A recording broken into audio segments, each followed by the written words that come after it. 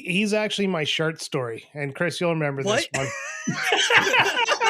That's how he introduces me to everyone. This is my short story. No, you asked me this question, Joe, when we started the Patreon. What was your I short story? did. Yeah, and okay. I told you, I rolled up to my buddy Chris's place. I got out of the car because we were going to go for a Timmy's, which is Tim Hortons here. Oh, yeah. I got out, I was like, let's go, fucker. And I went to fart and I shit myself. So me and Chris had to go back to my place so I could clean myself up. So I could clean myself up, change the clothes, and then we went for a coffee. It was shower worthy. Oh, no. Shower worthy's the worst. Yeah. No. I like the commitment. Like, yeah, no, let's still go get Timmy's. Like, my day's not ruined. So you don't understand. This is there a speed was bump. nothing to do there. Yeah, that was basically, if you didn't do like four-wheeling or outdoor activities like we didn't, then yeah, your entire day was clean your house and go get a Timmy's once in a while. Yeah. Yeah. And then walk around the Walmart with the Timmy's. Yeah. So the best part was it was 24-hour Walmart back then. So you could go at 3 a.m. and just be there with the weirdos. Yeah. There's not much to do when you said the best part was Walmart's open at 3 a.m. It's like, it was a tiny town. Listen, the fancy restaurant was Boston Pizza. I thought you were about to say Denny's or something. No, I wish we had a fucking Denny's. Oh my God. No, what did we have? A Humpty's. Humpty's, that's right. Yep. What the hell is a Humpty's? It's just basically off-brand Denny's. Yeah, off-brand Denny's. Is okay. a great way to say it. Is Timmy's good by you guys now? Like, not anymore. I'm in the Michigan area, so we got Timmy's like down the river. Timmy's is more of like the iPhone of coffee places around here. You do it because of the brand name, not because it's a good product. Yeah, yes, I mean that personally. Everybody who owns an iPhone. Yes. Yeah, I know. It's like it's always been like very boilerplate, whatever coffee around here. And like the only thing notable is like, oh, I guess if I want an iced cap, I'll go there just so it's something different. I think the comparable one would be a Dunkin' Donuts, or I think it's Dunkin's you have down there. Yeah, we do, and yeah, they're pretty A, B, Well, nothing what's fancy. Funny is back in the day, Timmy's was really good coffee. Like they got really good coffee from like Brazil or Colombia or something like that. I can't remember which. Probably Colombia. And then they went corporate. They got bought out by Wendy's, the same company that owned Wendy's. And they got turned into a restaurant style. So the donuts were no longer made fresh in store. They were frozen and shipped to the store. And the coffee, they went for the cheaper brand. Well, McDonald's went in and swooped up that old coffee brand. So now McDonald's coffee in Canada is better than Tim Hortons coffee. McDonald's is one of my easiest, like, quick grab a black coffee because it's decent, actually, and you don't expect it to be. So honestly, in Canada, McDonald's is the top franchise coffee. It beats Starbucks, it beats Timmy's, it beats everybody. I mean, franchise coffee's rough anymore, like wherever you go. If you can, like, you go to any small coffee shop or do your own stuff, it's just a million times better. Like, I grind my own beans and everything and do a lot fresh here. I just pounded 2 shots of espresso, like, literally while we've been sitting here. I grind Brian's beans all the time. Fuck yeah.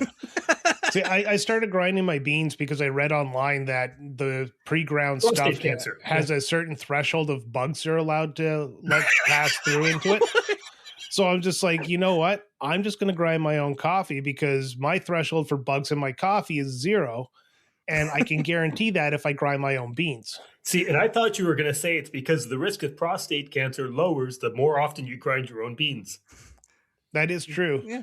Yeah, 21 times a month, boys. See, I like to grind my own beans so I can add more bugs into my coffee. You know, they hit 2 low rookie numbers. Just throw a cockroach in there and grind it all up. Well, you got to mix it up, earwig once in a while, some silverfish, Fuck, earwigs were like my childhood fear. Like, there's always earwigs in Ontario here, and it's around here too. Yeah, when I was a kid, I always like wake up in the morning if I had an itch in my ear. The first thing I'd be doing is looking for the earwig in there. And it's like, I don't know, I like unnatural fear of earwigs. Oh man, now you got me thinking because like, Brian, you remember like a few months back where I was like, "Hey, my ear's fucked up," and I'm like, "Death." That's never fully recovered. I'm wondering, do I have some earwig? I don't know. I never went to the doctor. I just kind of ignored it, and it subsided to slightly better. Well, if you went to the doctor there just to get something simple checked out, like what's in your ear, you probably go bankrupt. Yeah, I was gonna say, I'm in America. I can't. Yeah, I go there, and it's like, God damn, it's $400. No, I'm just gonna suffer and be death. It's fine. It's $400. Then you leave, and they might deport you too. Please, some days. God damn it. About done. Oh, man. Aside from earwigs and bugs in your coffee, what have you guys been up to lately? What's new? I started Assassin's Creed Mirage finally, meaning it'll be the last Assassin's Creed I need to play before I can make a ranking list. Nice. How you liking it?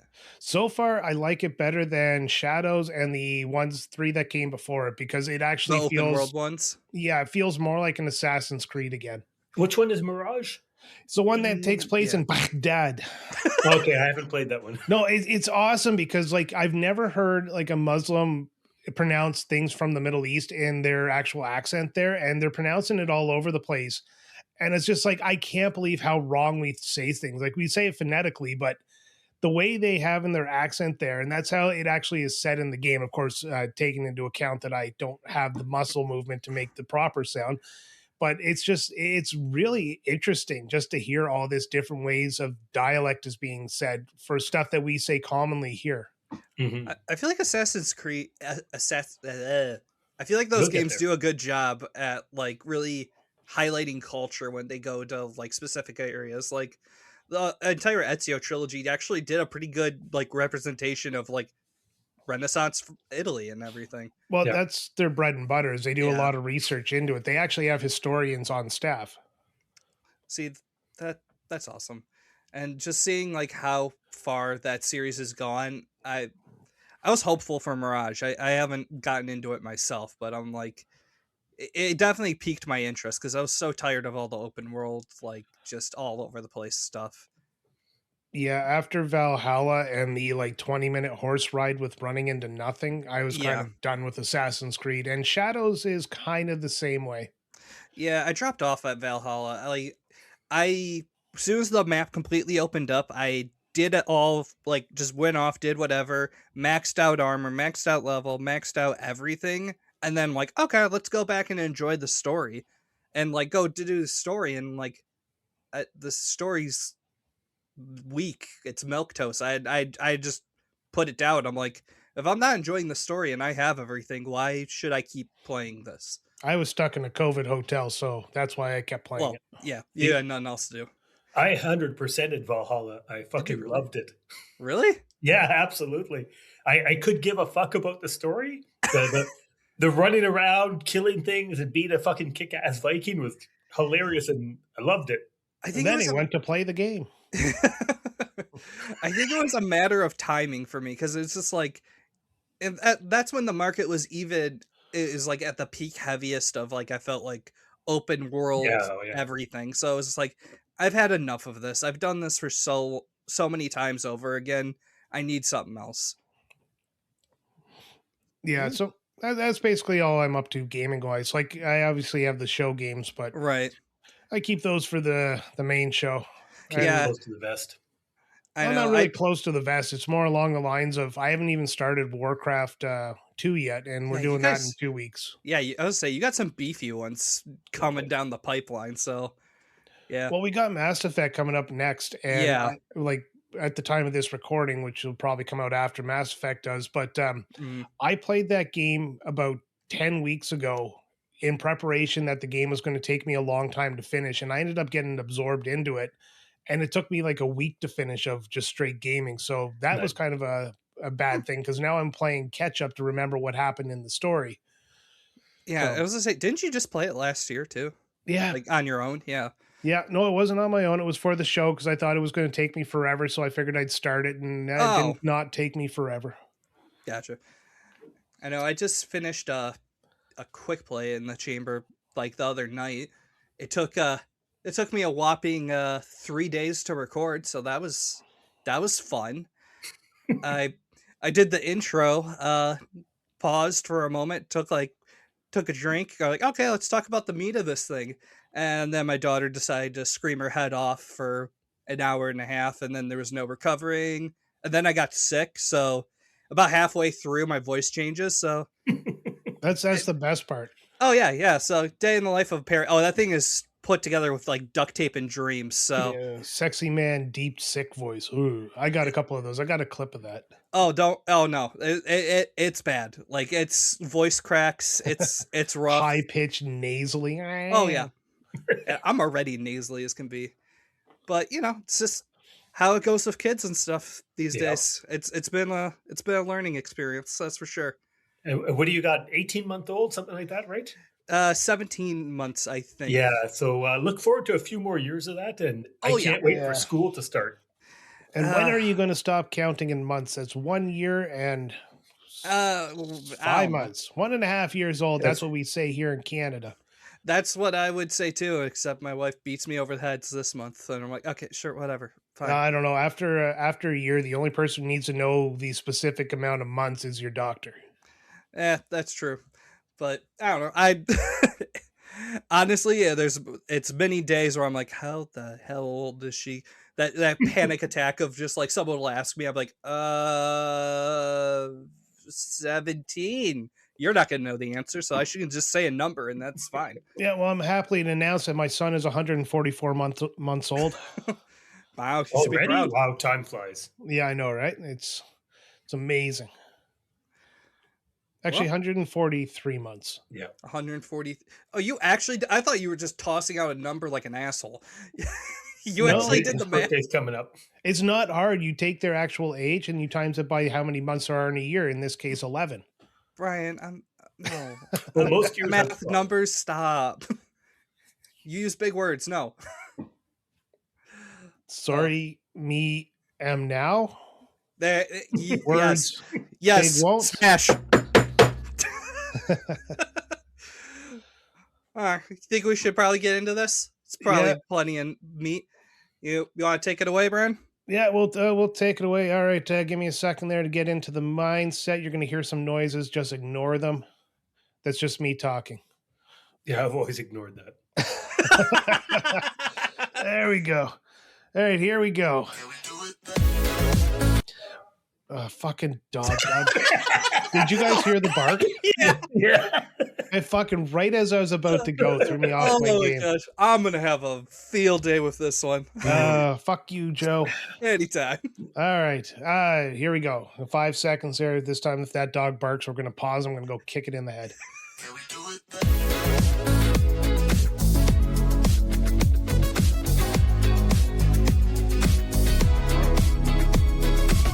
It is episode 4 of RetroBytes. This will be the 4th month we're doing it. And for the first time on this show, we are actually bringing in a guest. And I pulled somebody from my history. It's my really good buddy, Chris, from...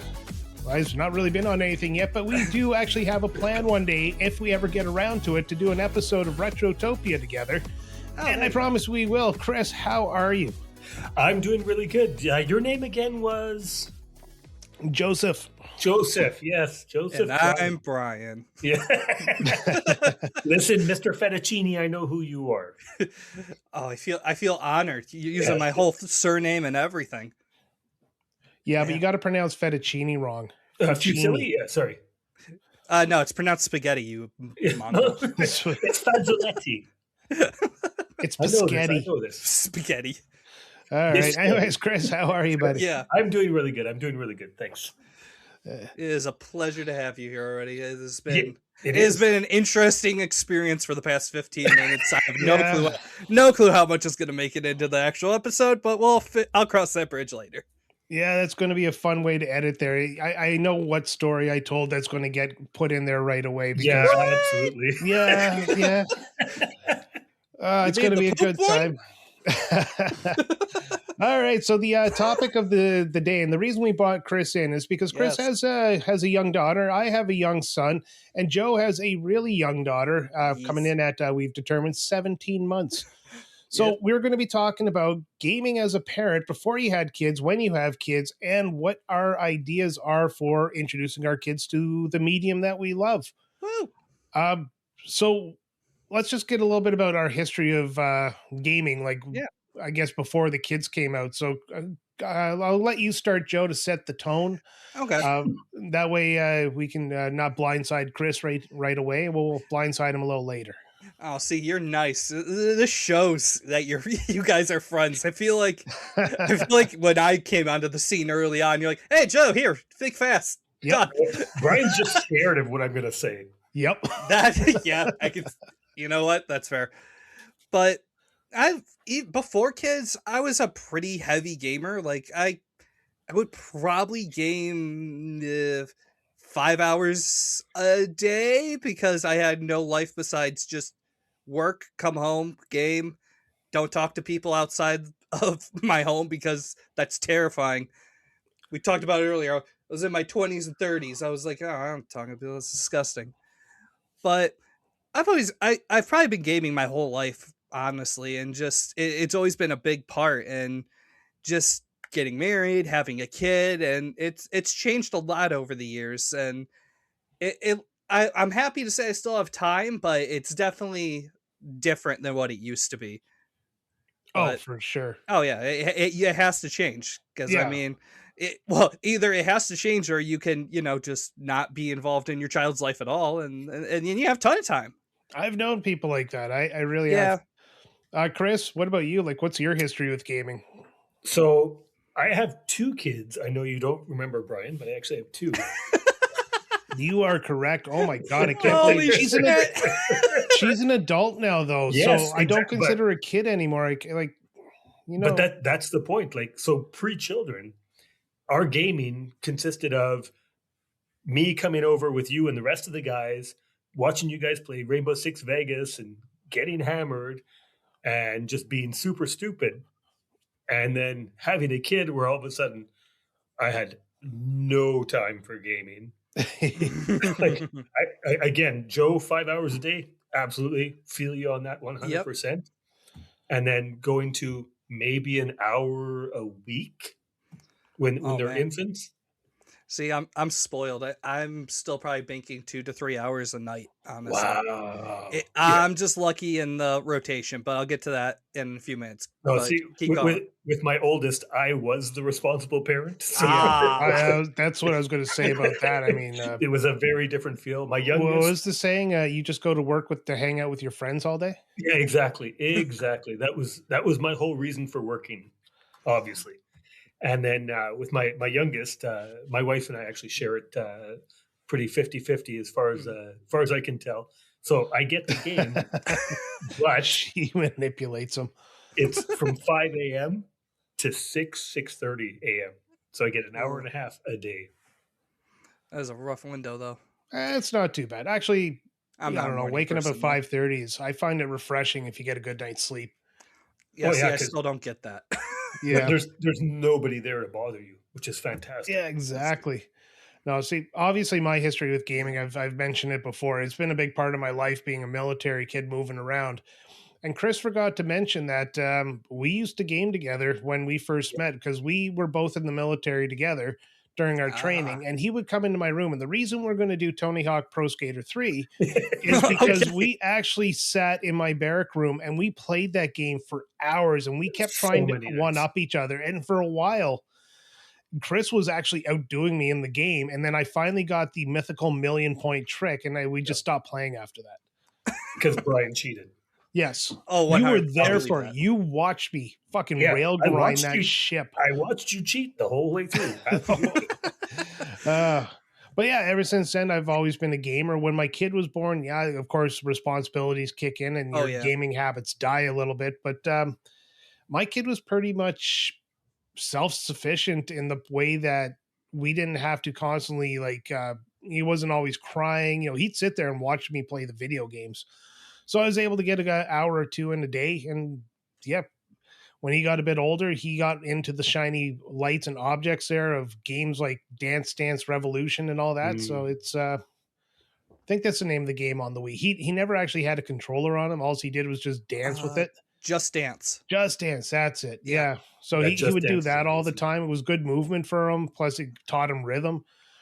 So it just, for me, gaming's never been insanely hard. And now that he's older and he can really take care of himself, I can actually slip away and I can play a few hours a game a day, outside of my responsibilities. Yeah. But I think the biggest problem I have now is I've broken the habit where I can game for more than 1 or 2 hours at a time. Like I just don't have the interest in it anymore. Oh, okay. I get you. Yeah. I don't know. I mean, like my time is like me and my wife will like get my daughter ready for bed, and then she'll typically be like upstairs feeding her and like pretty much like nursing her, settling her to sleep. So that's when I'll just go down the basement, I'll play whatever, and then after she comes down, cry. or there's just screaming, and I'm like, oh, that sucks. I guess I get another hour. There's nothing up there. Well, I mean, that's your indication Joe's wife doesn't listen to the show. What gave you that idea? No, in all honesty, though, there's nothing else I can do anyway. My daughter's very mama, so it's just like, okay, yeah, I can go up there. She's gonna scream louder and get more pissed off. So yeah, that'll go. That change. Yeah, it's already gone in waves here and there occasionally, but anyways, yeah. So she'll be up there. I'll get like an hour or two sometimes, and then she'll come down. And we actually ended up setting up 2 TVs in our basement so she can like watch reality TV garbage. And I'm like, well, I can pay half attention and make snide comments on these people's relationships and keep playing stuff. Yeah, and you're still spending time together, so exactly. It counts. Yeah, and that was like a more recent development, and that's been a really good shift for us because it's like, hey, I'm entertaining myself doing my hobby, you're entertaining yourself watching your just garbage smut, and we're just enjoying each other's company. Yeah, no, that's the way to do it. Yeah, that's pretty jammy. So it is. My wife does not understand video games at all. Yeah. So there's zero chance that I can spend our evenings gaming while she watches something. Mine at least understands it. Like, yeah, I get it. This is why I get you enjoy this. I get why you enjoy this. I want nothing to do with it for the most part. Yeah. And I'm like, that's fine. I'm like, you want to try this? She's like, yeah, sometimes. And then 9 times out of 10, it's like, yeah, I'm good. I want to go back to watching my show. I'm like, okay, you do you. Bye. Yeah, and my spouse, love of my life, plays more video games than I do. And that only happened after I met her. I brought in a big collection of games, and from there, I basically brought the crack into the house. And she just tried a little bit and then got addicted. First bump always gets you. Exactly. Yep. But guys ever plan to introduce your kids to gaming? Like, I know your oldest there, Chris. She's not going to be a big gamer in her life, but youngest, there's actually like reported benefits to video games for development there of hand-eye coordination and problem solving and stuff like that. Yeah. So you guys have a plan to introduce your kids to gaming, not in the same way to say like force them into gaming, but just kind of let them find something that maybe they enjoy. And if they don't like it, they don't like it, right? Yeah. I mean, kind of. It's like, I'm definitely not going to be like hypocritical about it. I can't with how much like time I spend gaming and screens and everything. It's just like, well, daddy has a screen. It's like, well, yeah, of course you can try this. I don't care.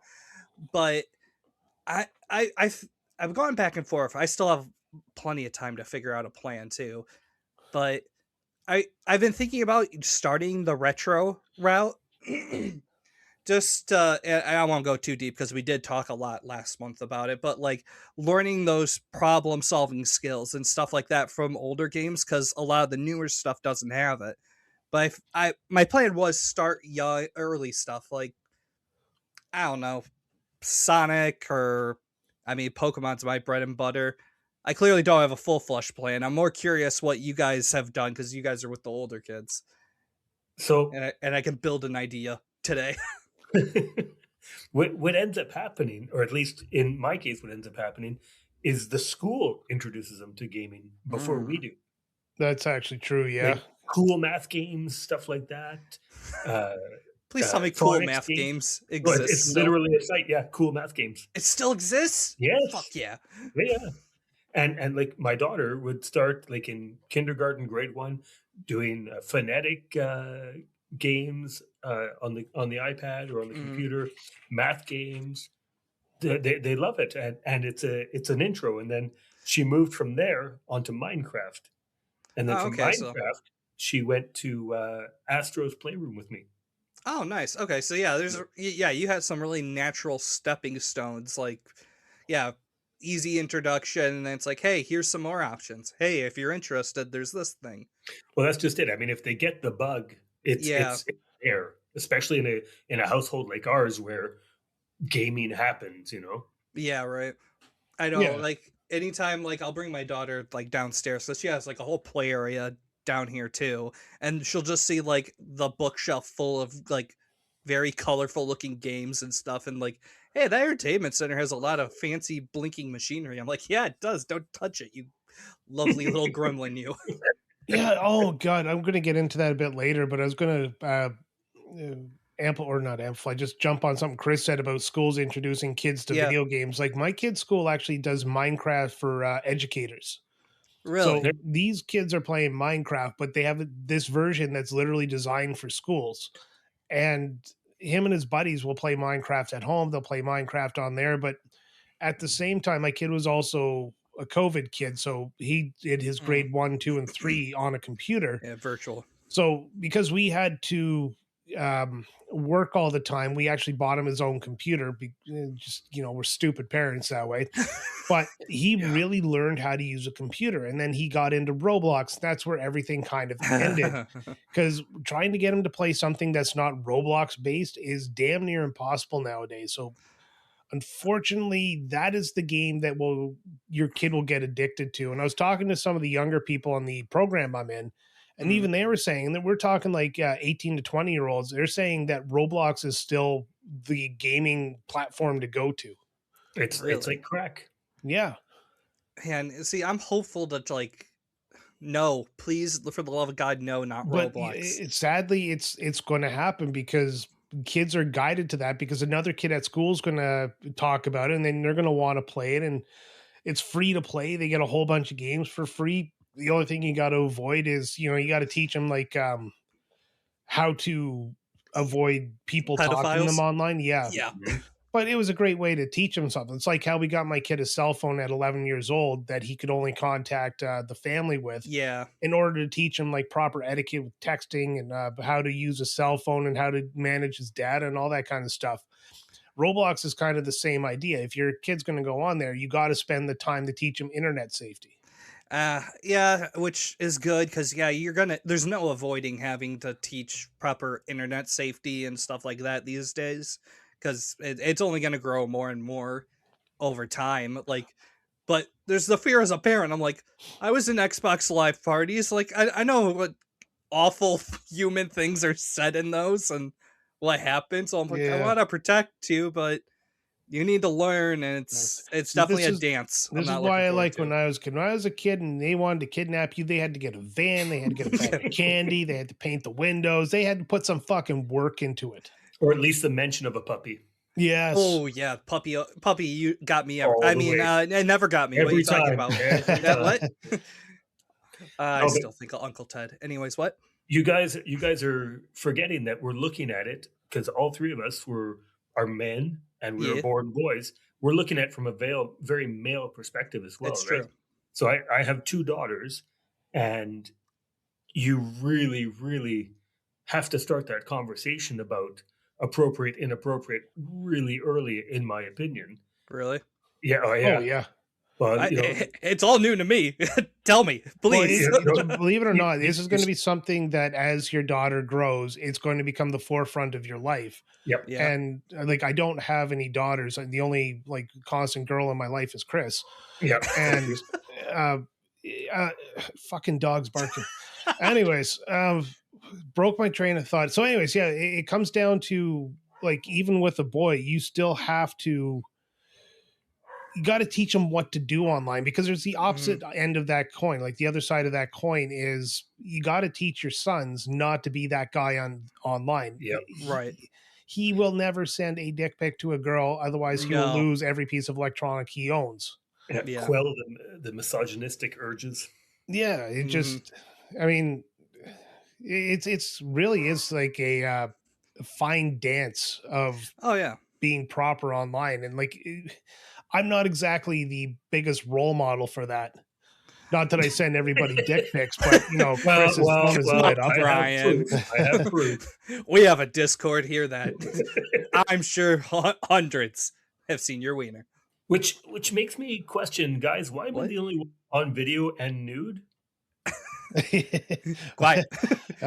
Because that was a prerequisite of you joining us today, and we told you that. Okay. Quiet now. Keep pulling the pants down slowly. Slower. Right, okay, so we've been talking about Roblox, and we've been talking about games you can get your kids into. Do you think of any game, like Joe, you're talking retro games, but yeah, there's so many games that are family oriented nowadays. Are there games that you would really like to introduce your kids to play as a family? Mario Kart kicker ass. Yeah, racing games full on, yeah. But no, racing games are easier to honestly approach. Yeah. But no, you make a good point, and I'd have to think about it because I think I've talked about it on here before. A game me and my wife are playing a bit because in a way it's a similar dynamic because my wife has no experience with video games until I came into the picture. Was Sackboy Adventures on the PlayStation. Yes. It's just a chill little 3D platformer. It's colorful, it's happy looking, it's completely innocent, but it's actually pretty fun too. And stuff like that would probably be a good option. In all honesty, I should probably start bookmarking that stuff now as I find stuff and just like, hey, when that day comes, break glass and try this stuff out. Every Yoshi game for the last like 4 Yoshi games ever since that's a great idea. Yeah. My kid, we had got him Yoshi's Woolly World was the first Yoshi game we got him, and those games are literally designed for new gamers because they are simple. Kirby games too are in that similar realm. My kid finished this Kirby game so many times that he actually hates Kirby now because of it. Now see, I feel like there's more multiplayer ones now than there used to be. I feel like all Kirby games for a lot of years there were just single player, dumb, easy. But yeah, now you can play them together, like Forgotten World and Star something or another. I don't remember all the names. I haven't been keeping up on them. But those might be pretty good too. I don't know what games have you guys done? You've gone down this road already. It's all new territory for me. Racing games are great. Subnautica. My daughter got into Subnautica. Yeah, my boy did too. Mm-hmm. And it's a fantastic game, and it's like my daughter's very anxious about anything intense or dramatic, so she won't watch scary movies. She won't play games with any gore or. But she'll play Subnautica. Isn't that just like an ocean nightmare though? Like as you get deep. Yeah, she hasn't gone deep. Okay. She stays very much in the reef. She's like, oh, this is perfect. I collect fish. I build things. It's great. Oh, okay. So she's aware scary is there, but she's just like, I'm going to enjoy the happy parts. Yeah, exactly. The little. That's so wholesome. I love that.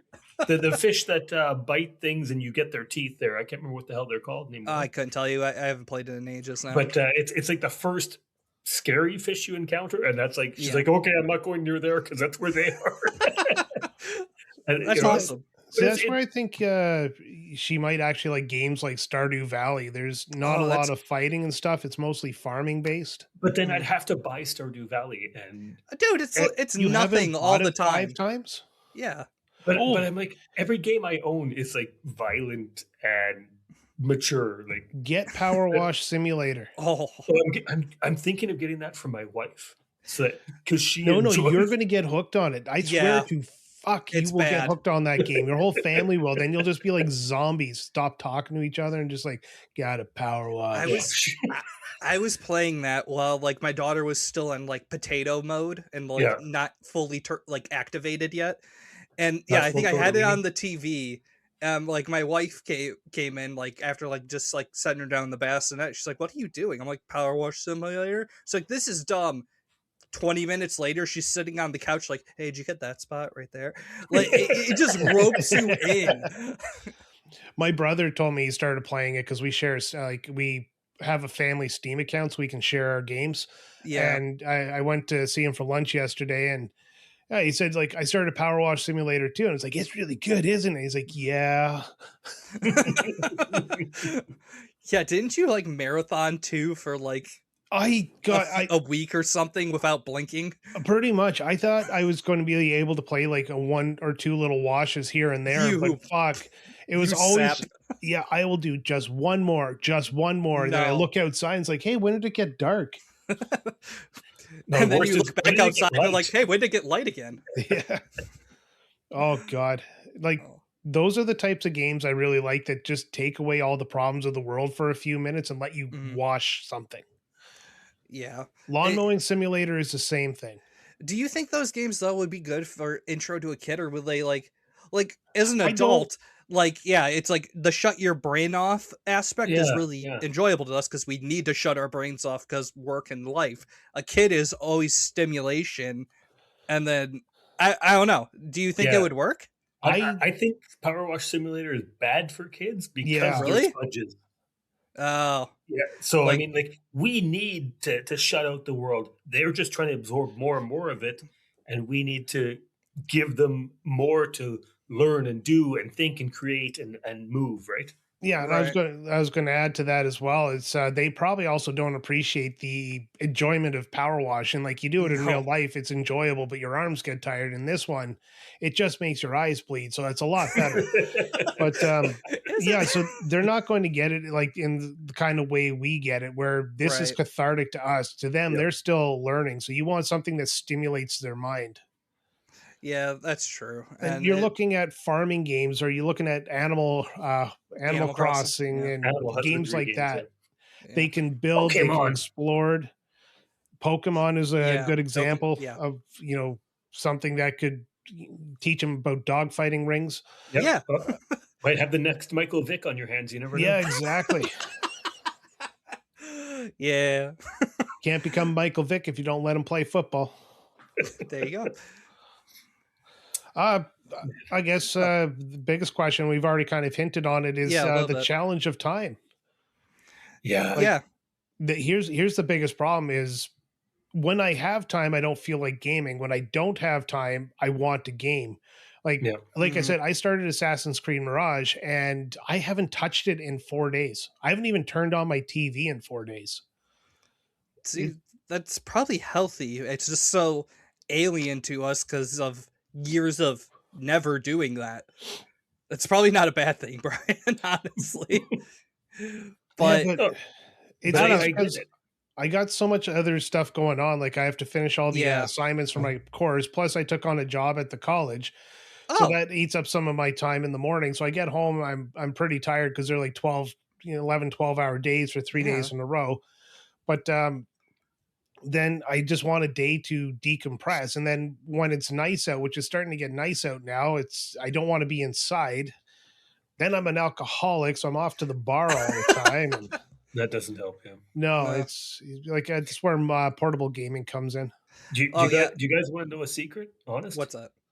What you do is you accept that you will do all the laundry. Because I put the laundry in, I sit down here, I start gaming. Once the washer's done, pause, pop it in the dryer, go back to gaming. You get it all done. All your laundry's done in like half a day, and you've spent X number of hours just gaming. It's actually turning the brain off, man. It's not a bad idea. It's not a bad idea, because then also when the old battle axe comes at you, you can be like, did the laundry. I was productive. Well, exactly. I cleaned the whole house. I did the groceries. I did this. I did the laundry. Yeah. But no, it also gives you like, you don't feel like you're like, oh, I should have been productive. It's like, no, you've actually done something and you got that time to decompress and enjoy your time. That's why I like to vacuum the house by turning on the Roombas. That counts. But that's me Ralph from Simpson vibes. I'm a Viking. I'm helping. Well, oh God, that's my wife made that comment one day. She's like, I clean the house. Is like, you turned on the auto dishwasher, you put on the auto clothes cleaner, and you started the auto vacuums. What did you actually do? Push buttons. I help.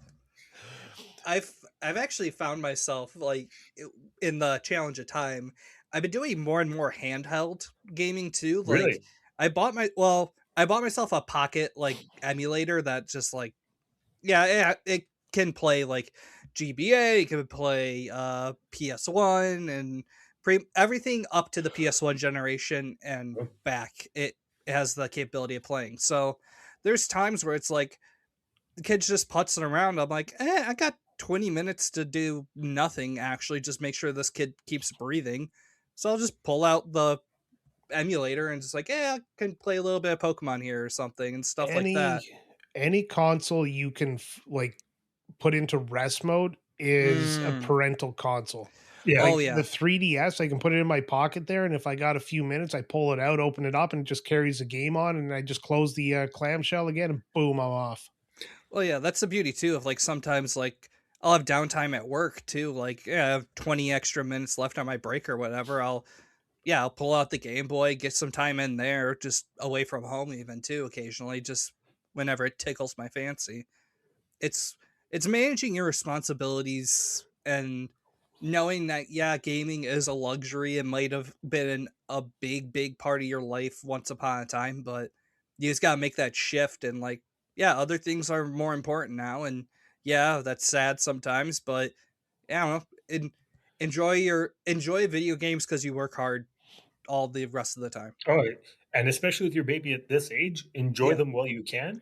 Oh yeah, because as soon as kindergarten hits, you're going to be sick all the time. All the fucking, because your baby's going to get sick all the time. Yeah. Anytime they're daycare or kindergarten, and then you get homework and then school activities. Yeah. And the school shit is just piled one after the other, after the other, after the other. There is not a break. So you're going to be swamped, and you're going to realize you're going to go, shit, this whole school year I played like 2 video games. Like, and I know those days are coming. That's why I'm enjoying like the time frame I have now, while still being like, we're doing this on a Saturday. I've been playing around, like, enjoying my time with my daughter and my wife. And then like, okay, she's going to get her down for a nap, and I'm going to come down here and talk to you two idiots and have a good time. Exactly. And then, by the time we're done with this, she'll probably be waking up not too long after and do it all again. Yeah, that's how it goes. But and for me, that's 3:00 on a Sunday when they both go down for an afternoon nap after eating some pasta for lunch, and boom, nice. It's like, okay, I've got an hour and a half if I'm lucky. Yeah, about it. Fucking Italians. Yeah, I love it, man. Yeah.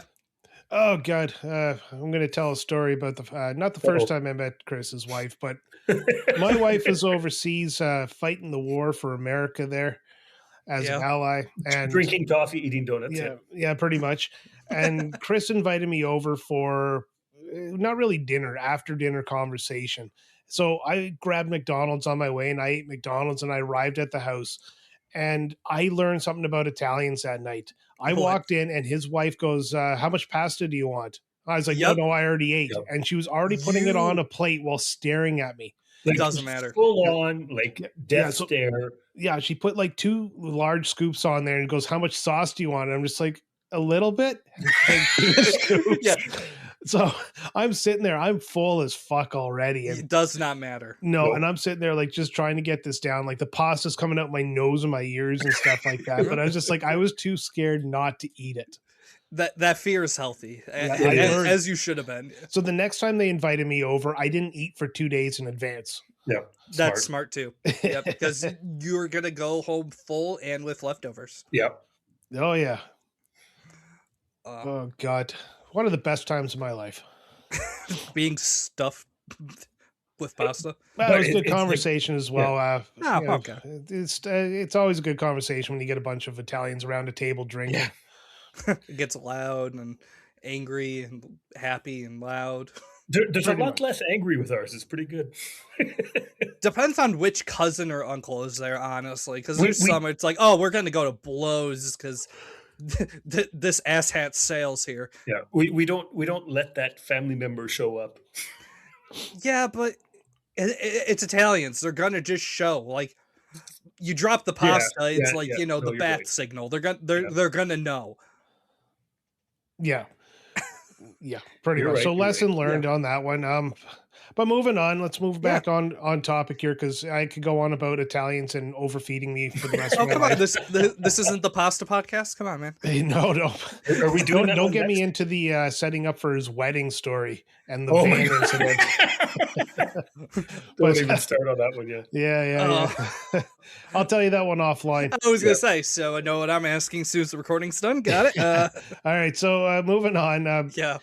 I think one of the biggest problems we have with video gaming nowadays is the fact that so much that stuff is geared towards the adult gamer. Like we're getting a lot more heavy storylines, more sexualized content, violence is on the uptick. Games about war, games about just monsters and stuff like that. So how would you decide what game is appropriate for your kid? What is your bar for saying, wait, this is too much? I don't know yet. Because it's like, I know I'm going to have to vet everything because of, just like you're saying, it's going that way. Everything is, war, it's violence, it's over-sexualized. It's just, you got to figure out what works, what doesn't, and just like how much you want your kid to get access to at the age they're at. It's like, they're going to experience this stuff eventually in their lives. There's no avoiding that. That's fine. But it's, I don't know. It's definitely going to be a dance. And I might get overprotective. I don't know. But it's definitely a lot to figure out as time goes on.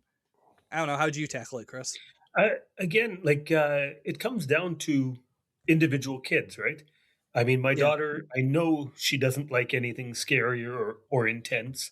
She'll play Minecraft, and like killing a pig or a mob is about as intense as she'll get, and she's happy with that. And until she decides, again, when I'm playing Fallout 4, she won't watch because it's too intense with people's heads exploding because they get shot and whatnot. Right. But she'll take on I don't know. I'm trying to think of another, anything racing. She'll play that for 5 minutes, whatever. But I mean, you come down, you let them decide where they're at, and then whether or not you're comfortable with them being where they're at. I mean, I grew up in the 70s and 80s, so it was very much the age of the disappearing parent, right? Right. And so I saw the movie Jaws at 5 years old. So I have a really skewed view of what's entertaining and what's disturbing. Yeah. And just completely warped. And it's exactly, you got vet it for your kids. Absolutely. Because there's an opposite problem to that one as well. Is my kid, being a boy, is more prone to the violence, liking the violence and stuff like that. So he plays games with a lot of fighting inside of him. And he seems to be a little bit desensitized to some of the gore that video games. And like I said, he plays mostly Roblox, but Roblox can get pretty intense, dumb with its goriness and stuff like that. Plus you have teenagers and stuff on there playing, swearing their faces off, and it's nothing you can really do about it. You just got to basically watch what he's doing and make sure that he understands the difference between life and a video game. And that's what my balancing act is he has to understand that punching somebody in a video game does not translate to punching somebody in the real world.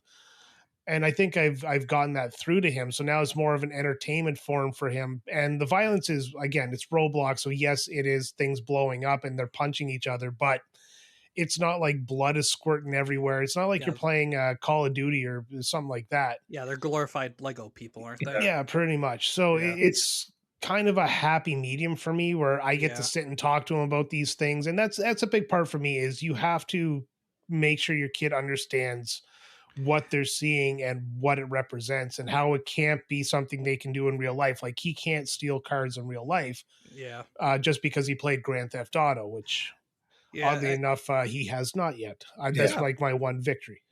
There you go.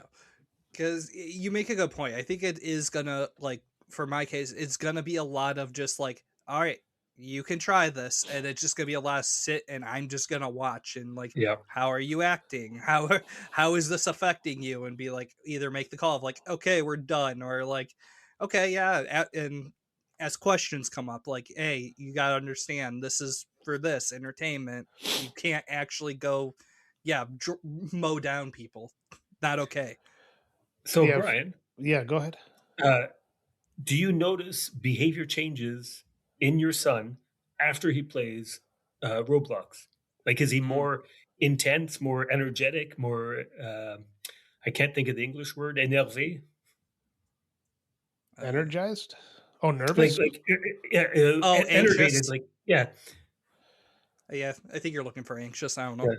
But no, it's kind of hard for me to say because, like I said, he doesn't tend to go outside and hang out with friends that often, or he doesn't go over to other friends' house. They all play online. So when he's done, he's usually like sitting on his phone, doom scrolling on YouTube or something like that. And but he comes down, he comes and talks to me, and sometimes he has a little bit of energy, so we'll go out and do something. But reality is, no, he doesn't really seem to change his personality that much. I don't think he's like me, where if I watch like a action movie and all of a sudden I get a little more amped, amped up. Amped. That's a great word. Like, you remember Chris going to see Fast and the Furious in the theater, and we came out and all those people started ripping their cars out and the cops started chasing them. And that's exactly what I'm thinking about, because I'm thinking of me playing NES Batman when I was a kid. And you killed your parents. Yeah. We can all dream, right? Sorry. Sorry.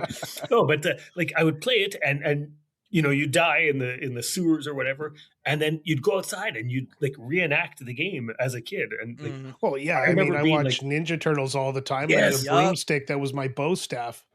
Yeah, see, I was a bit old to be doing that when I watched Ninja Turtles, but this happened last week. I was like, don't act like every time I wrap Christmas presents every year, oh, that wrapping paper tube's done, I am done. It's obviously a lightsaber. Always. Yeah. It always has been. It depends on the mood. It goes both ways. I'll give it to you, though. Tell me right now, if you two are walking through the woods and you found the chosen stick, you're not picking it up and taking it home.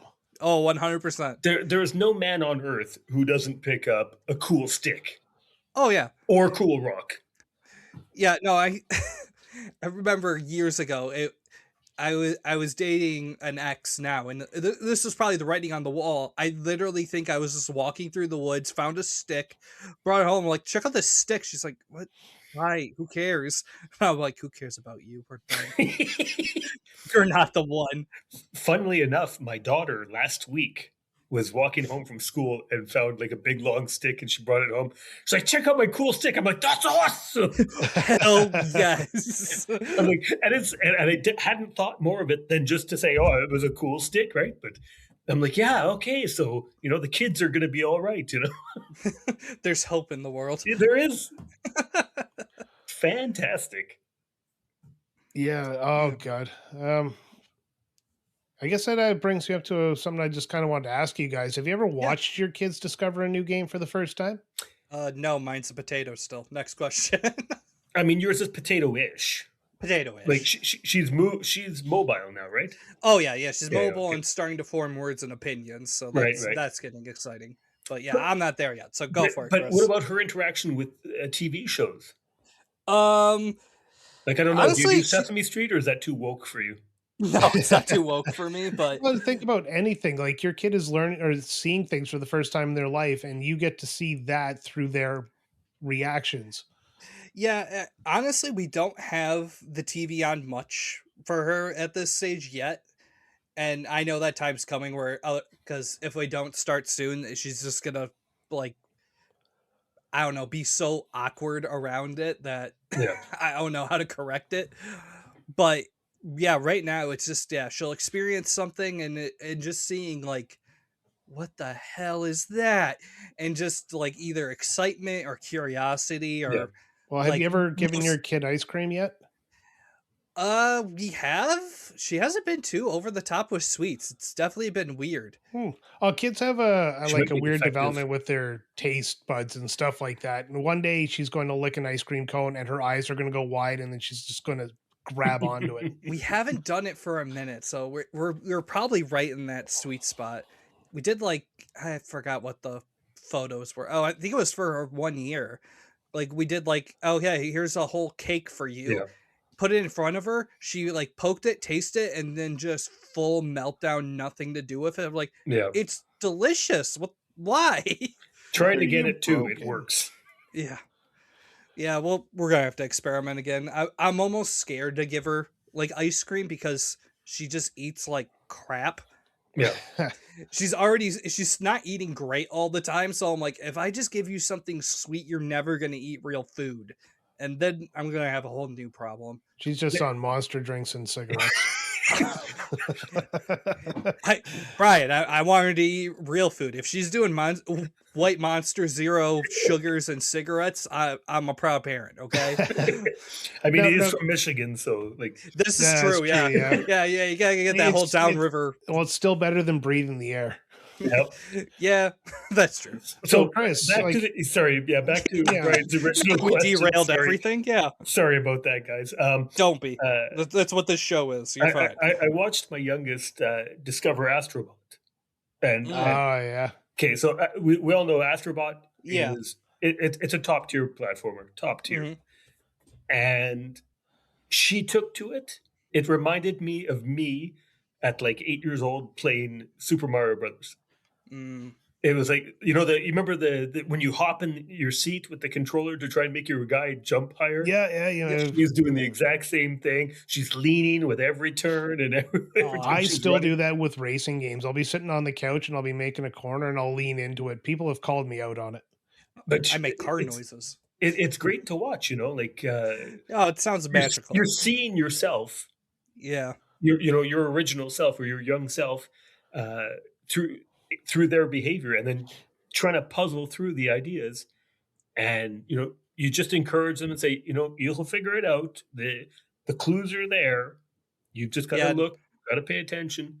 Coach them through the frustration. Don't let them just give up. Yeah, it's a good way to teach them about frustration and walking away for a minute, and that's and planning and not giving up when things get tough. Yeah, there's like a lot of lessons you can teach a kid in video games. And Absolutely. As always, moderation is the key to everything. Joe, don't give your kid more than 4 monsters a day. Got it. Have her vibrate it through the walls. At 18 months, you can switch it up to 5. Because as long as she has coffee to offset it. Yeah. Okay. Cool. Moderation is everything, which means screen times and limiting screen times. And Joe, when I ask you these questions, I'm asking to consider your future of what you would do, because your perspective of this is somebody who's walking into it. And that's a good perspective to have, because Chris and I have a bit of the experience of dealing with it, but it's good to always hear like maybe something we didn't think about that you could have. So what are your ideals on screen time with anything, TV shows, video games? Just basically, we all know screen time is a killer of kids. Yeah, just going forward, it's like it's such a dance, because it's one of those things. For me growing up, I didn't have moderated, and and looking back now, that's so bad. Like, I'm heavily addicted to screens and stuff, and more than I should be. And I know my parents just didn't have like any. I think they gave up after I hit 5 of just like trying to stop me, and I wish they pushed back. So I'm in that delicate dance of like, I don't want to overcorrect, and like, I don't want my kid to be so screen dependent, so need stimulation 24/7 like I was. So it's like, I don't want to overcorrect, but I also want to find a happy medium. So I'm dealing with that struggle constantly of just like, she has like pretty much once a week screen time probably, and that's about it, of just like having something on the TV or whatever. One sec. Sorry, still getting over that cold I was talking about earlier. But it's just finding that balance. It's such a tricky line for me. That's why I was honestly looking forward to doing this episode with you guys, because it's like, I'm also an only child. I don't have any prior experience of this in my life. I'm literally just flying by the seat of my pants of trying to figure it out. So here's an interesting perspective. I work at a high school, and all the kids, all the students have iPads. It is part of their course curriculum or whatever to have their iPad. They get their assignments from the iPad. The teachers use the iPad, use the videos. So, like it or not, screens are going to be a major part of your daughter's education and development. So we're screwed. And I mean, all these kids obviously all have cell phones. They're all high school kids. But the province that I'm in, they've mandated that there are no cell phones allowed in schools for students. Yeah, they did that with my kid's school as well. Yeah, but my kid. Well, that's not a bad thing. I'm just surprised they're enforcing it. It's a new mandate, and it's a province-wide mandate. So we have to be extra careful and extra vigilant to make sure these kids aren't sneaking their cell phones into the bathroom to text it, because they're so addicted to TikTok and YouTube. Drugs in there? No, I'm watching TikTok. That's worse. Honestly, it's vaping and social media. Social media is like the death of society. It's like it's brain candy for them. There's no value to it, and it sucks all their time and energy. It's really, and I'm scared for, the generation like Joe's little one there. That's just what I was gonna say. It's like, see, that's the part that has me worried most times, is like the generation you're dealing with right now is the generation that's going to be teaching my kid probably. And I'm like, what the hell is that going to look like in 10, 15 plus years? I have no earthly idea, and it makes my head spin now just thinking about it. But the thing is, there's pushback now, right? Where they're realizing that, hey, maybe having screens in school, maybe not a good idea. And like talking to other education professionals, we're like, maybe, we phase out the iPads in the next 5 to 10 years. That'd be great for my future, right? But see, this school my kid is moving into next year, it's all pen and paper, but they do get Chromebooks for certain activities. But they're big on limiting screen time as well. That's awesome. So there's hope. Okay. Yeah. Good. It also comes down to you as the parent and how much you're going to engage with the school as well. Like, you can talk to them about what happens on the electronics they get. Like, I know schools are pretty invasive. If they give you a Chromebook, they will have the ability to completely monitor it at all times. It's locked. Yeah, it's fantastic.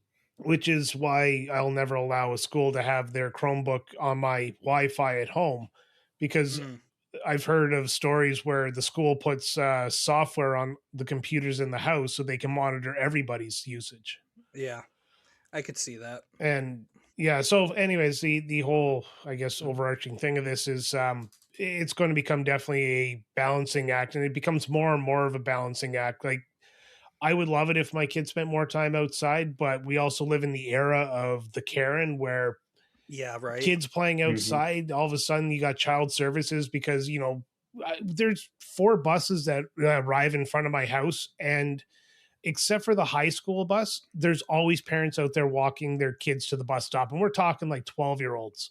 Yeah. It's insane. It's like the kid is 12 and you live you can see the bus stop from your house down the road. You don't need to walk your kid in the morning. Yeah, no, it's finding that line of helicopter parenting, which I don't want to fall into, but it's like, you got to protect your kids at the end of the day. The world's freaking crazy anymore. And but that's the thing. Like, you have to let them get hurt a little bit. Yeah, exactly. Little hurts avoid big hurts later. It's very true. And it's finding that line of like figuring out, okay, what's a little hurt, what's a big hurt, because we talked about earlier, I'm so desensitized to like, oh yeah, that's going to be emotionally damaging. You'll be fine. It's okay. And it's like, yeah, I probably shouldn't let my kid go through that.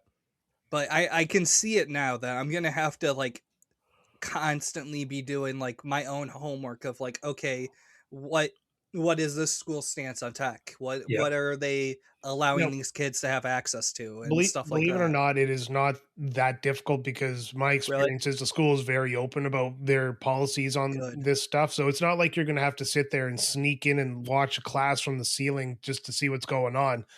You don't have to, but we expect that you're going to for other reasons. I have a ceiling cam mounted right now. Yeah. Shh, the teacher's talking.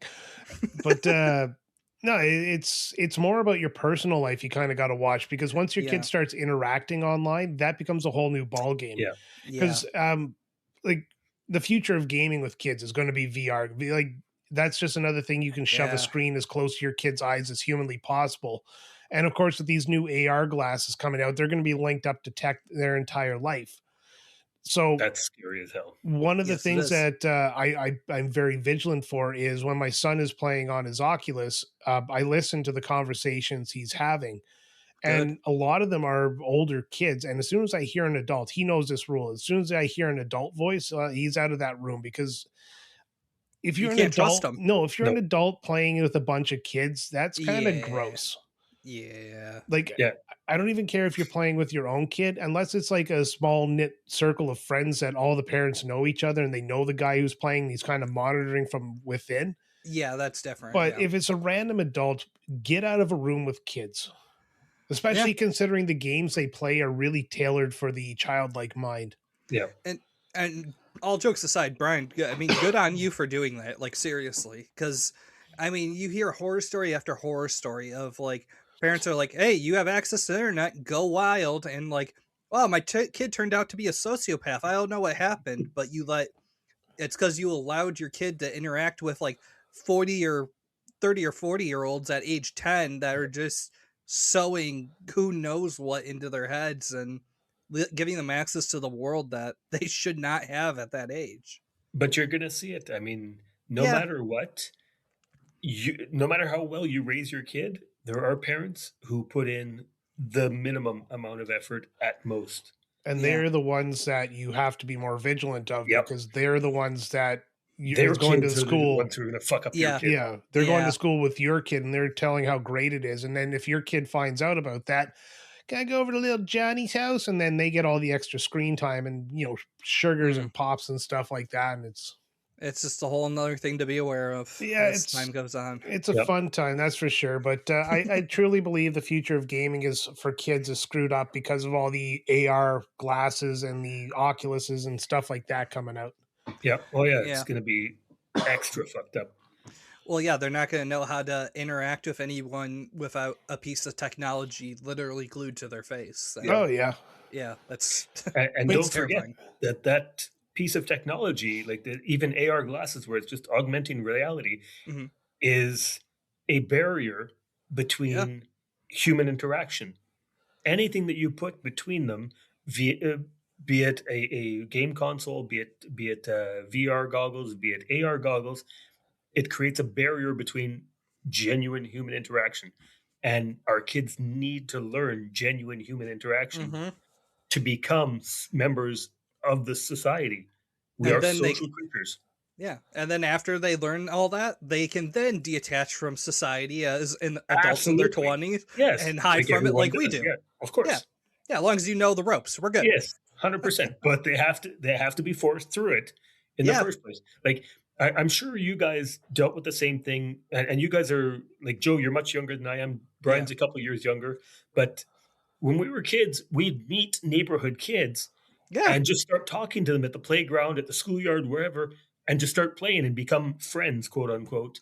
Yeah. For a day, for an hour, for whatever. And our kids need that too. My kid was like that before COVID kicked in there. Yep. We'd take him out to the park all the time and he would just find some random person. They'd be playing games together. Yeah. And only 1 in 10 is an adult man. Yeah. But actually during COVID, like not during COVID, but like at the ass end of COVID there, my kid went outside and there was some kids playing hockey down the road. So he went to ask if he could play and the dad came out and told him to go away. And it's like, dude. So he's trying to be friendly, but no, he's like, oh, I don't want him around my kid in case he's sick. And it's like, this is what society's become is people are so fucking cowards that they isolate their kids as well. Yeah. Again, it's choosing the little hurt over the big hurt, right? Yeah.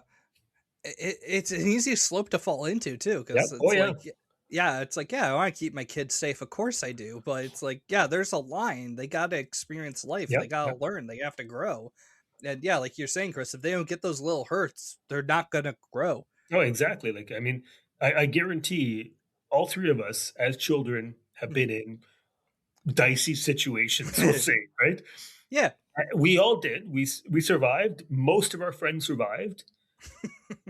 I say most, but I mean, for the vast majority of kids survived. And realistically, we're actually safer in terms of violent crime now than we were in the 70s, 80s, and 90s. Yeah, because we learned to listen young. Yeah, was it? Did we get hurt? Did we?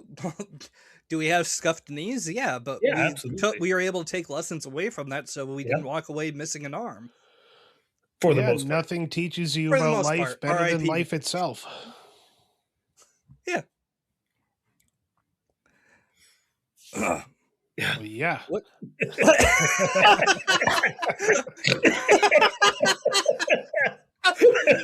So for those listening, Brian just posted a pic of Kronos in our notes for Kronos.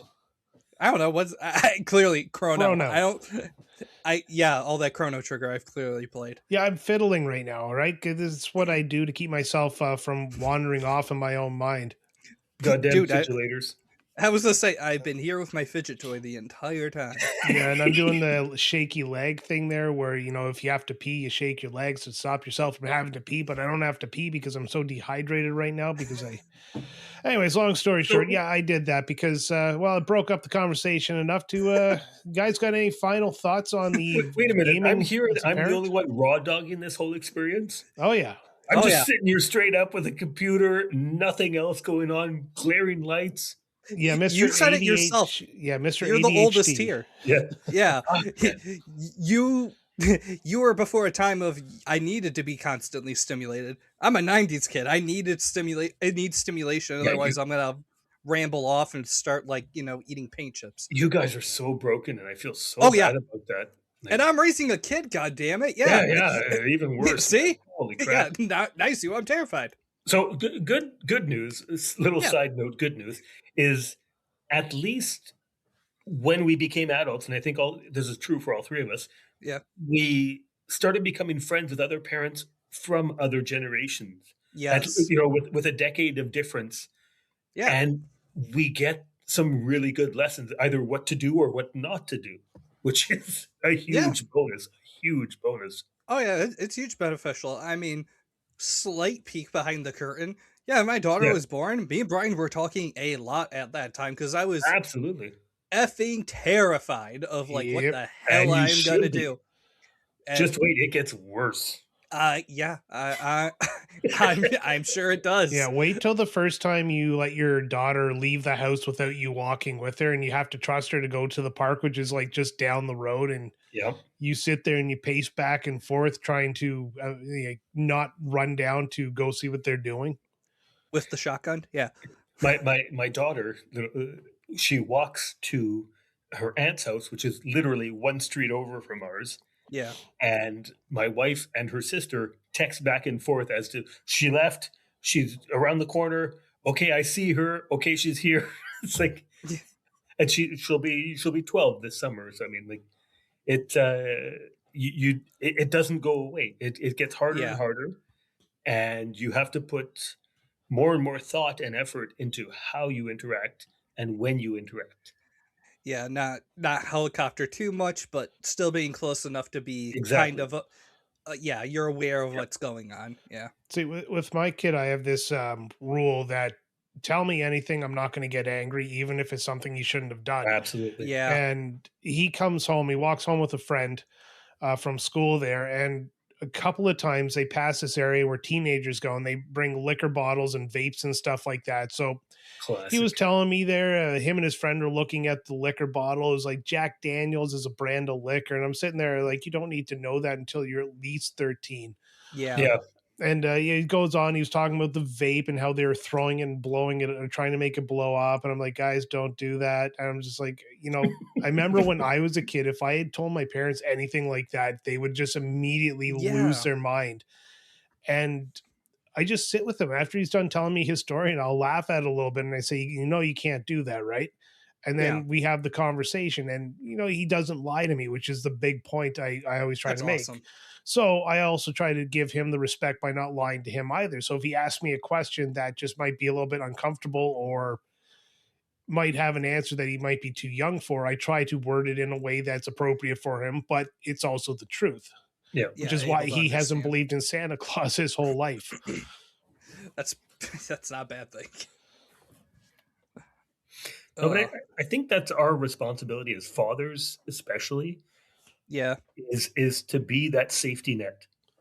Like, if your kid knows that they can come to you at any time for any reason without judgment, I mean, they feel safe. They feel I didn't have that growing up. No, I didn't for the most part either. No, neither did I. Yeah. So, I mean, like, knowing that, like my daughter, for example, she got caught a couple of weeks ago talking in the hallways in school, and the teacher said, okay, who was talking? She raised her hand and said, I was, even though I was whispering, I was still talking. And one of the other girls didn't raise her hand, and my daughter was really upset. And I'm like, you know what? I said, I'm proud of you because you were honest. You made a mistake. You owned up to your mistake, and you're accepting what comes of making a mistake. And that shows that you're mature and an honest person, and I'm proud of you. And I took her out for a treat. Now do your taxes. Yes. Oh, shit. My son was in the similar situation. He got caught with a friend passing notes back and forth with big boy swear words on them. Nice. And the teacher, I love the teacher for this, because the teacher actually sat them down and turned it into a grammar lesson. So when the note got sent back home with us, because we had to sign the note to say that we read it, there was a whole bunch of corrections on it. And he told us that, she sat down with them and went through the whole thing. So we sent the note back with our signatures and our comments and stuff like that on it. And I guess his friend never told his parents. And the worst part is, now my son knows that, we're not going to freak out if he brings something like this to us, if he makes a mistake and he tells us. But at the same time, he's also learned the lesson from the school that if he hadn't have told us, there would have been no repercussion. Yeah. See, but that's when you explain that the repercussion is internal. We did. Yeah. Good. We said the poop monster will eat you from the inside. Yep, absolutely. All hail the poop monster. All right, I think we've kicked this cat enough times there that it's done meowing. So if you're listening to this still, if you haven't given up on us, you can always share your thoughts about gaming with your kids in our Discord, which you can find the link to in the description of this podcast. Or if you're part of our Patreon, you should be having a link to the Discord as well. If not, send an email to retrotopiapodcast or at gmail.com, and we'll send you a link to the Discord because it's open for everybody. Tell us in the comments of wherever you're listening to this, what was your first gaming experience with your kids? What are some of your favorite co-op games for your family?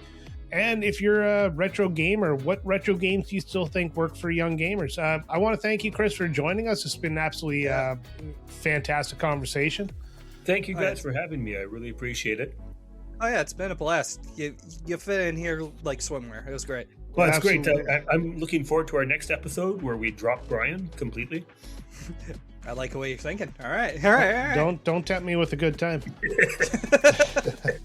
All right. So if you're part of the Patreon, just hold on there a second, because there's a little bit more for you guys. But that's going to be a little bit of a thing between Joe and I. And if you're not part of the Patreon, well, you can always join it at patreon.com/retrotopia, where you can join for free and join in on all the fun of commenting and getting extra shows and stuff like that.